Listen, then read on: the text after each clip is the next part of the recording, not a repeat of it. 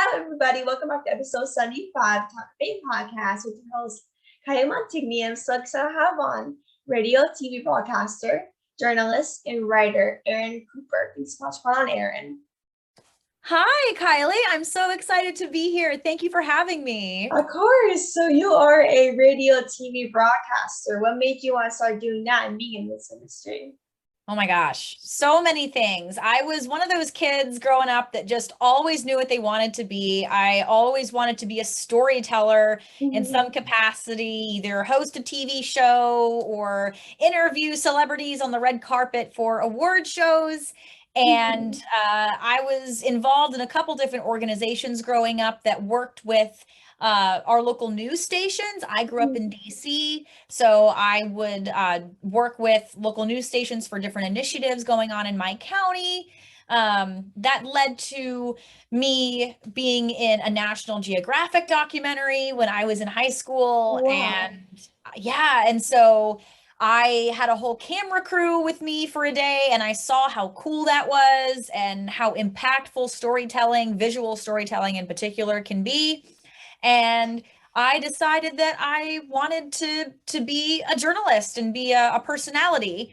And I went to school to do that and was a sports journalist for a little bit. And then I was a local news journalist in Chattanooga, Tennessee. And then I moved to Nashville about not quite a year ago, almost a year ago, and entered the entertainment industry like I've always wanted. And I'm so excited. And now I work in music and I'm a radio host and interview artists. Well, that's amazing. Like you said, like you were in like the National Geographic thing. Like, what was that like for you to be part of that? Because like thing, it's like such a big thing for a lot of people, and it's been around for years and years. So what was that kind of like for you? Well, it was really cool because that experience itself really showed me the impact that visual storytelling can have. I was in the documentary, which was called Sleepless in America. I was in that documentary supporting an initiative in my hometown county that was trying to get high schools to start later in the morning to accommodate adolescents' health. When you're a teenager, your body clock kind of changes, and high school started at 7:20 in the morning. So kids were getting up at 5 a.m. and weren't going to bed until midnight because their body clock, kept you up later when you're a teenager. And the documentary was focusing on students in my situation that were having to wake up really early at that age.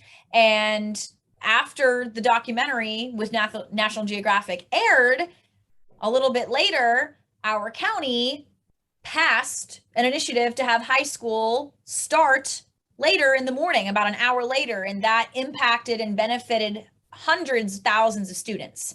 And being a part of something like that and seeing that whole process come together and seeing positive change happen was incredible. Oh my God, that's awesome. Like I couldn't imagine what was that like. Like I would like die. Like did anyone just come up to you? Like did anyone like come up to you and be like, oh my God, you were a part of that documentary? Or did like anything change for you since you're a part of that documentary, or just kind of like your mindset? I mean, I know my friends in school thought it was cool and were very interested in the process. I think the biggest change was that mindset of seeing the actual evidence of something I did mattering. And that was incredible and kind of led me on my broadcast path. Yeah, exactly. When I was like the last couple of years, I'm a twin sister, so it's kind of been all about like the one person another. And I come from journalists for a local news station, so I grew up with my two cousins being journalists, so I kind of have a little background in my family that's a journalist. And like you said before, I basically knew what I wanted to be. Like I knew I wanted to be in the entertainment industry. I didn't know exactly what I wanted to be because I grew up with anxiety and I was always shy. I'm like, how is a girl with anxiety supposed to be in the industry? That's something you don't see that often, that people really don't talk about right now. Yeah. But now I was like trying to find my own path. I'm like, how am I supposed to do this thing? I'm like, oh my God. And well, look at you go. You're interviewing all these awesome women in broadcast and asking phenomenal questions. You're killing it. yeah, thank you. And like And like my mindset changed as well. And to think like my friends kind of saw me as this girl that has a twin brother and is kind of chill and all these things. And now like after I started podcasting, I think myself like, oh my God, like you have a podcast. What is that like? A lot of people know who you are. You get a lot of attention. Like how is that like for you? It's so different from like who I was like last year before I even started, because like people think of me of a different way now. Because like, oh, I'm a podcaster. I know a lot of people. Like I have a lot of connections. Mm-hmm. And like that's kind of what happens when you're in this industry, is that you're becoming well known, you're doing some amazing things that your friends might think of, oh my God, like I have a friend that's very popular in this industry. Yeah, the thing that stands out to me the most, and something that I live by being this as my profession, is I just love people so much, regardless of who you are or what you do. I just love people's stories and getting to know people and learning everything about them. And that's how I view making connections and networking. It's never with the intention of, oh, I'm gonna go find this person and see how they can help me and have that be immediately what I ask of them or talk to them about as soon as we start talking. I genuinely want to be friends with anybody and everybody that I can, and just be a nice person. Exactly. That's how I am. Like that's really how I am. I'm like, Good. I don't care how long this thing takes or how many people I get on. I just want to be friends with them and talk with them and see what they would know in their experience. Yes, ma'am. That's the way to do it. Exactly. So you are the co-host of a podcast called Nashville Tourist Stop. What kind of drew you to be like the co-host of that podcast? Well, that podcast is with my dear friend, whose name is also Eryn, but he's a boy, Eryn. So that's Eryn Schild, and he is the CEO and founder of a company here in Nashville, Tennessee, where I live, called Nashville Tour Stop. And it is a digital integrated media company, which is just a fancy way of saying that they do anything and everything music content related, audio, visual, live shows, music videos, artist interviews. Many of those things I've helped with. And the podcast is an extension of that, where we talk about the local artists from all different genres that play our shows. We talk about our own musical preferences, and we just have fun. We have fun with our friends who are artists in town. There are guests on the show, and we just have fun and mess around. And Eryn himself, he is not only just an incredible person and an entrepreneur, but he's also an artist. He's also very funny. And I'm a storyteller, and I'm just kind of chaotic and very energized with my essence. And so it's just a great fit, and we have a good time. Exactly. Like since I love like doing this, like everyone like is like, oh my God, why are you so energetic during interviews? I'm like, that's kind of how journalists roll. Like that's how we are. Like nothing can change that. Like if you are a good journalist, you'll be energetic and very passionate about what you do. And so, like, do you have a favorite episode that you shot with Eryn that kind of stuck out to you the most? Like, you it's like an interview or this kind of episode that you just both of you shot by yourselves? Well, it's funny because he actually just revived the podcast after it took a little bit of a hiatus. So I've only done 4 episodes with him so far, and we've released 3 of them so far. So my favorite is either going to be 2 episodes ago that we did where Eryn and I went back and forth and ranked each of our top 5 favorite albums. And that was fun because it kind of made me reflect back on my life and see which music impacted me during certain milestones in my life. And so that was also cool to hear from Eryn, and because I've only known Eryn for a little over a year, so to kind of get to know his background was cool.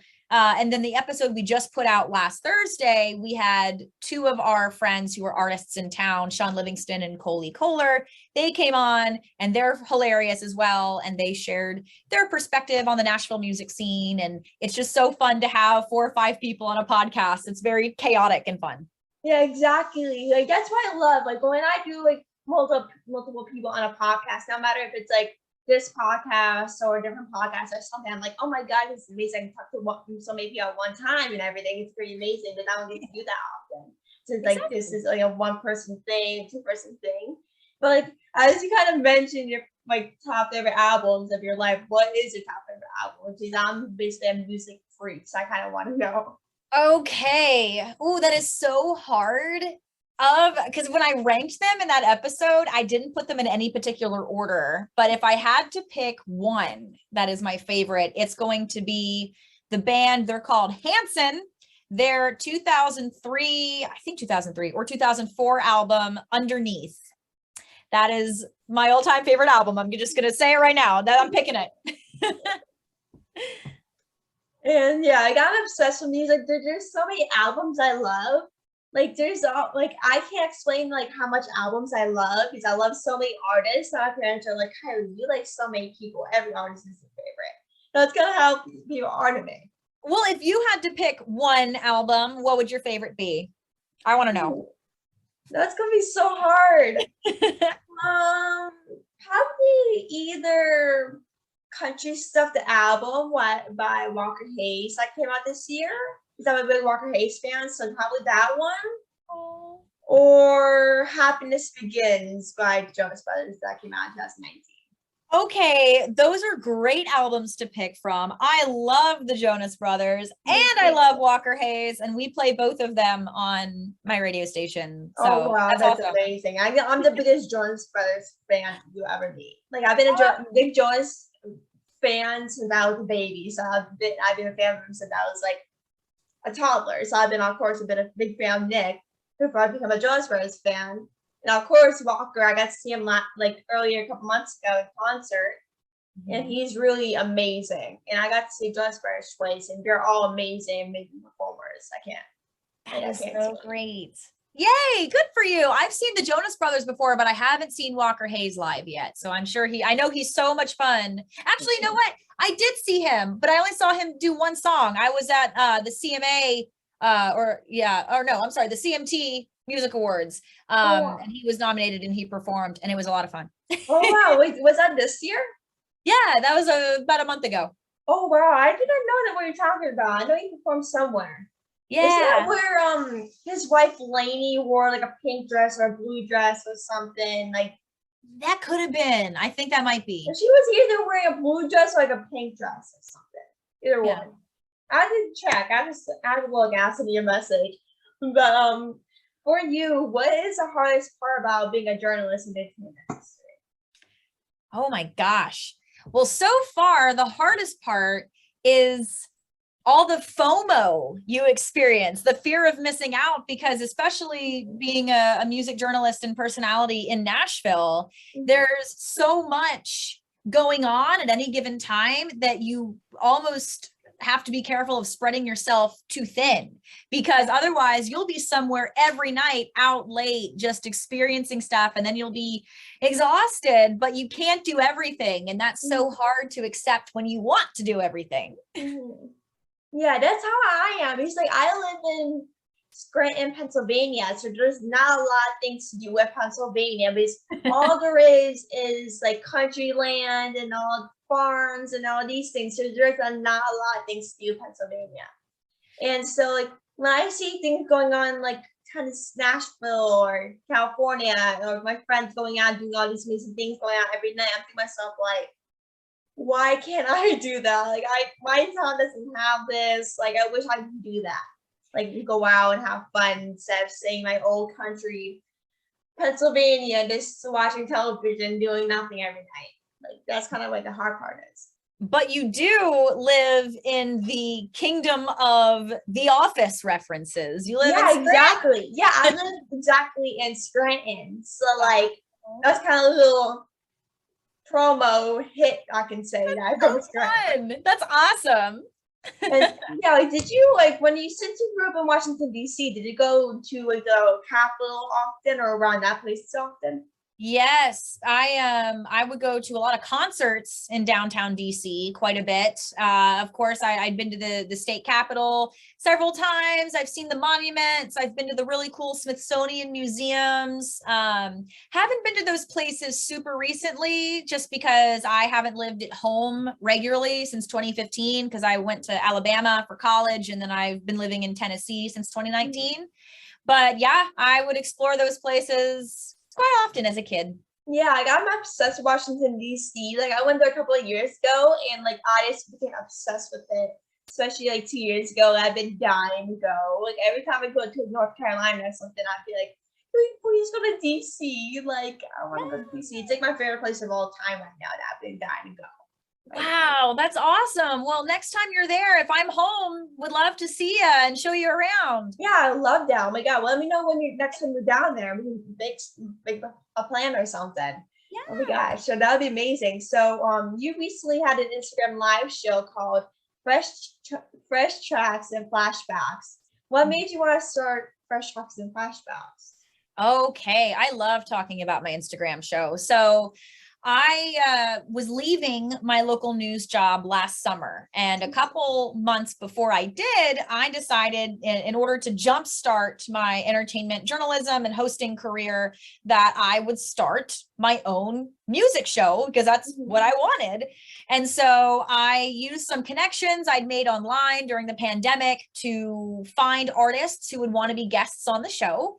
And on a weekly basis, I would go on Instagram Live and have an artist from anywhere in the country of any genre come on the show and play 2 fresh tracks. So new music that either they had just released or were about to release, and then 1 flashback song. So like a guilty pleasure throwback song that everybody watching would know and could jam out to, even if they didn't know the artist that I had on and know their own original music. And so they would play that music, and then I would interview them, and it was just a lot of fun. And that's something that I do pretty regularly.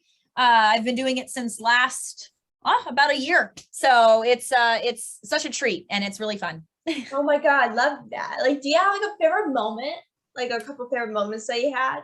I do. Okay. So all of these episodes are on my Instagram profile. If you go to my IGTV, for anybody who's listening, you can watch all my past episodes. A couple of my favorite moments would have to be my group of friends. They're called Sub Radio. They're a band from the DC area, actually, from my hometown. And there are 6 of them.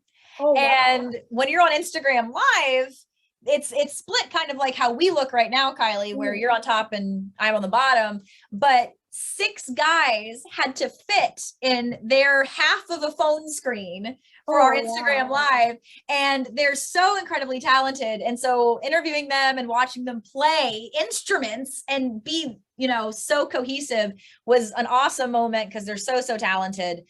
And then another moment would be anytime she's sitting over here, but I have a white fluffy cat, and she loves to dance, believe it or not. And whenever my guests would perform and my cat would kind of jump up near me, I would hold her and we would kind of dance together while the artists would sing, and that would happen pretty frequently. And I just think I love that. Like my dogs are like love doing all these things, and my nephew loves to dance, so he'll love anything that's in terms of music and everything. So if he was next to me right now listening to music, he'll dance like every single time. Let me show you. I'll grab Sugar. She's right here, and you can meet her. Here she is. Oh my gosh, she's adorable. Oh my gosh. She loves that. Like she looks like my old cat a little bit. I used to have an orange cat, and she looks a little bit like her. It kind of reminds me. Yeah, Sugar's a good girl, aren't you? Mwah. So does she like to dance like every day, or is she like? Well, I dance probably every day. I'm always listening to music, and so she likes to be held, and so I'll just kind of rock her around and kind of dance with her, and she likes it just fine. She doesn't want to get down and she asks for more. So I mean, she just came back over and she's sitting right here looking at me because she wants me to hold her I'm again. the same way. Like I listen to music every day. That I'm always dancing and listening to music. But do you have any artists in particular that makes you kind of want to get up and start dancing, or like a song that kind Oh my gosh. Oh, there are so many artists that always make me want to dance. Harry Styles, he's one of my favorites.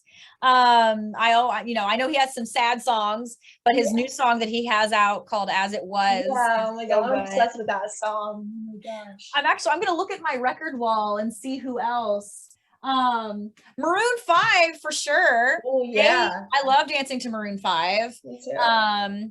And George Michael, he has a lot of great music too. So yeah. What Have about you? Listen to, I'm trying to think of someone. Do you listen to Michael Jackson? Yes, his Thriller album is over here on my other side. I would say he's like a good good artist to dance to. I love his music as well. Oh my God. And so by like your senior year of college, you were UA's only student SEC network sideline reporter.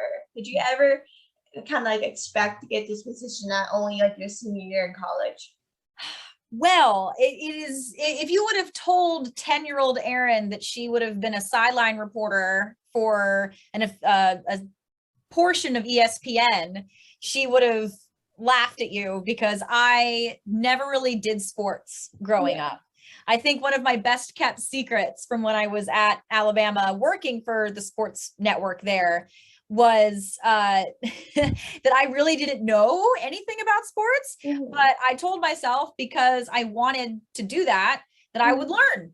And so I taught myself the different rules and the different stats and all the players and the coaches and the lingo that you use to talk about each sport. And it was fun to do. And my parents helped me, and my dad's a big sports guy, and he was a huge helper, would answer my questions. And I worked really hard, and I had an incredible team at the University of Alabama who taught me so many fun skills. I enjoyed learning all the different sports and the different teams and coaches. And so I guess when it came time, when I was offered to have that opportunity to do Alabama's digital broadcasts, it was the best thing ever, because it's what I had always wanted.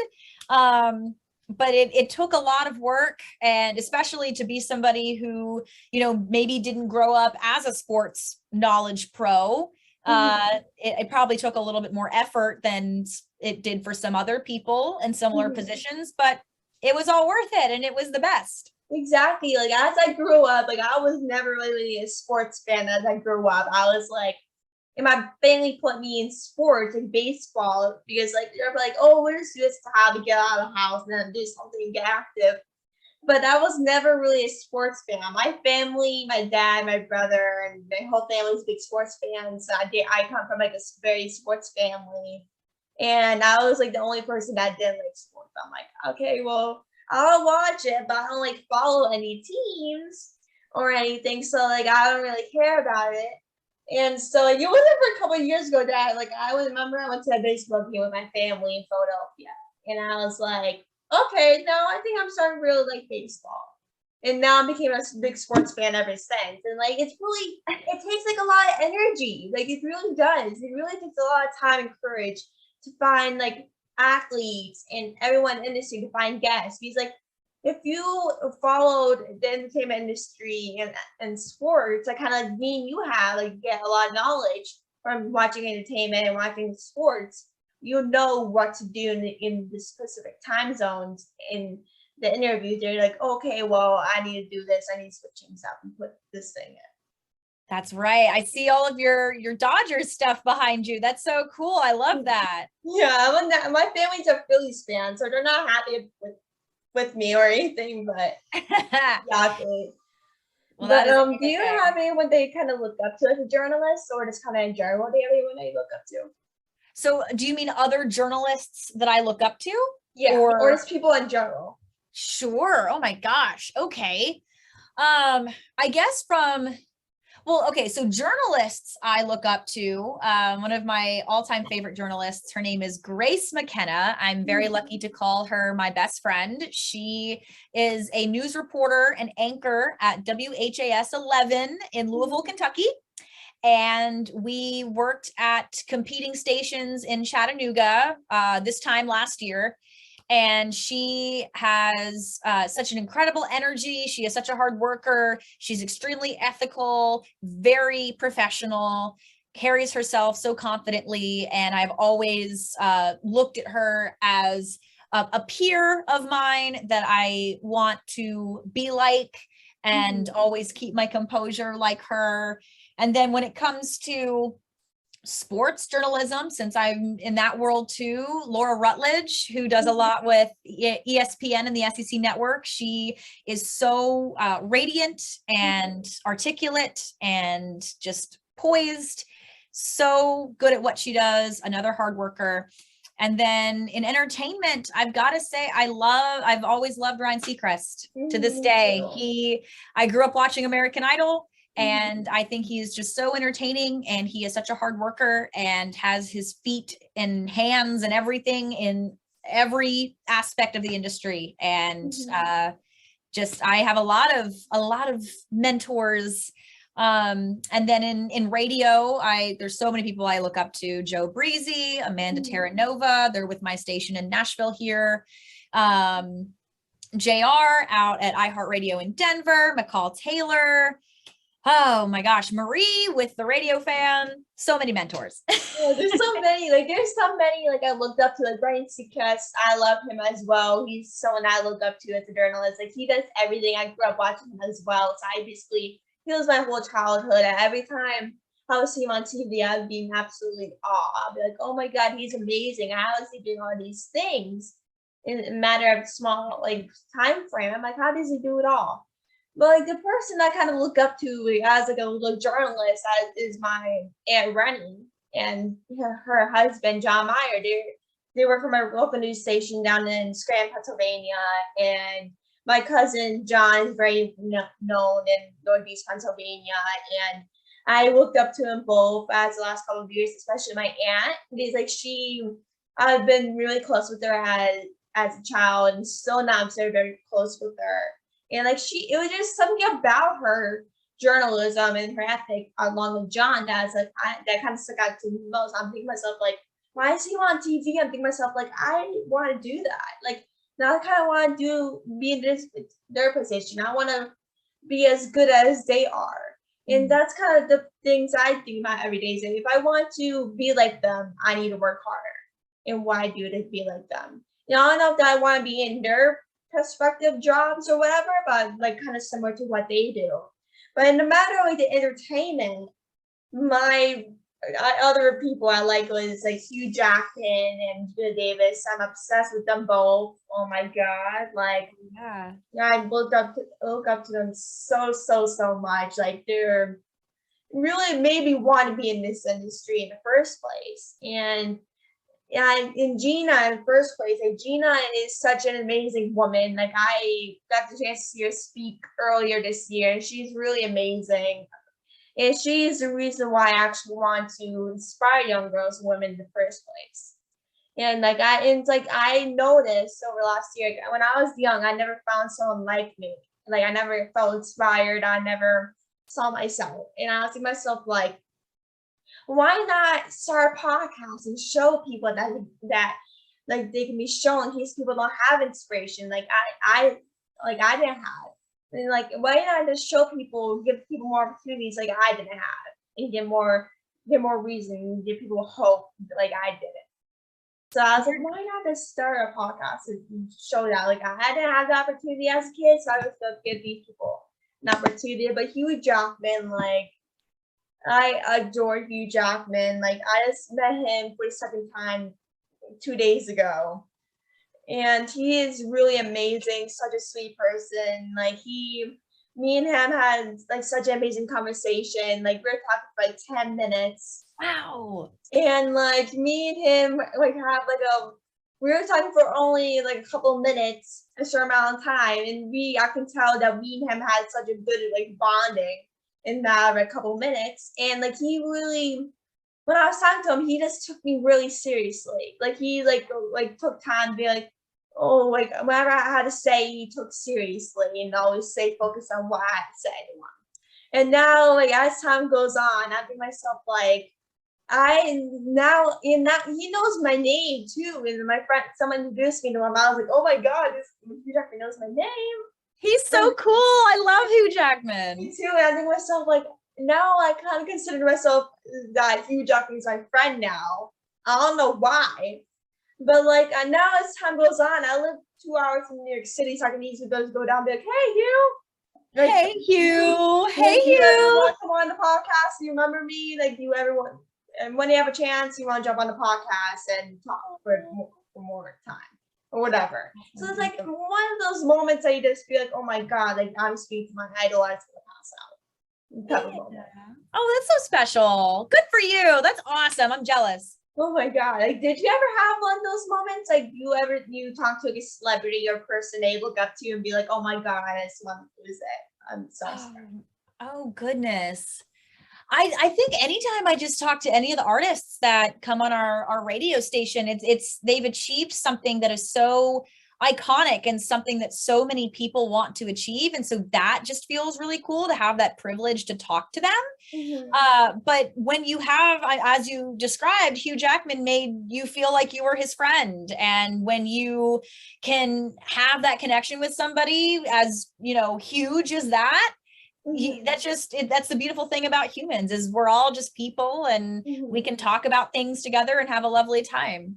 Yeah, exactly. I couldn't agree. So like, the final question is for the interview is, what is some advice for younger generations that like to be like a journalist one day? Okay. So the advice I would give for anybody who wants to go into journalism or broadcast in general would be, you have to love to learn. You have to be willing to learn all of the pieces to the puzzle of what a broadcast or production would be, do all the different jobs, be the lowest on the totem pole before you can get to be up to the on-camera person, if that's what you want to do. Become a Jill of all trades, learn how to shoot video, learn how to edit video, learn how to write. Writing is so big. And then also at the end of the day, I guess the last thing I would say is be true to what you want. If you want to go into something really specific like entertainment, I had people tell me, oh, there aren't entertainment journalism jobs. You won't get a job in entertainment because that just doesn't happen for people that work in news. So you have to just believe that you can, if you love to work hard, and just work your booty off, and it will happen. Because exactly, like a lot of people a lot of people will say to women that like, oh, you can't be in the entertainment industry or a journalist because you're a woman. And like, oh, all these people saying things to women that they can't do anything. They're just supposed to be like a housewife. I'm thinking to myself, like, if you want to do something, you can go and do it. Don't care what other people think. And it's, Gina Davis said once quoted, if she can see it, she can be it. And that's really normal. It's like, if you want to see it, if you see people doing that, you can actually do it. No matter how hard it is, you can actually do it. I love that. Exactly. I think that's a great sentiment to finish our fun episode. Yes. So thank you so much for coming on. It was so fun chatting with you. It was so amazing. I'm so glad to have you on. It will definitely see for sure. Thanks so much for coming on, Eryn. Yes, Kylie, thank you so much. It's been a pleasure to meet you and to be here and to share my story again. Thank you for thinking of me. And if you ever need anything or ever want to chat, you know how to find me. You're so cool. I'm so glad we've connected. Thanks so much. Right back at you. So thanks so much for coming on again. It was so nice to meet you. Okay. All right. Well, I'll see you later, Kylie. Bye.